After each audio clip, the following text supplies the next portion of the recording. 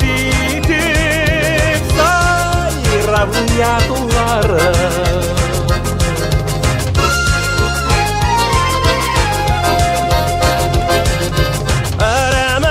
Eremelik işlerinden çeleter çişme utadır.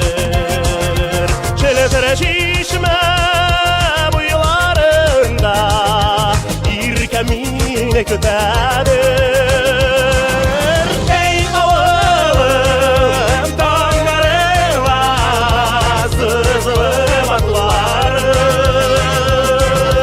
Sandoğaç'ın şu didik sayra bu yakları. Ey oğlum dağlarıma sızılıp atları.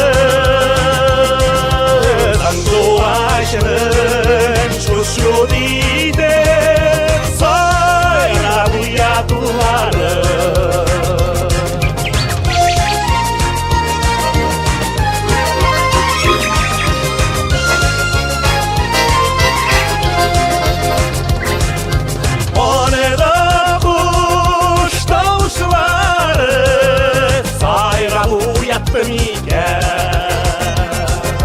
Uçar kuşlar beytalpını karşıma gelsen iken.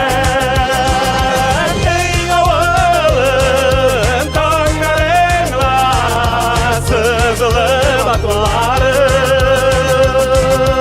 Sandoğaç'ın şu didik sayra bu yakları.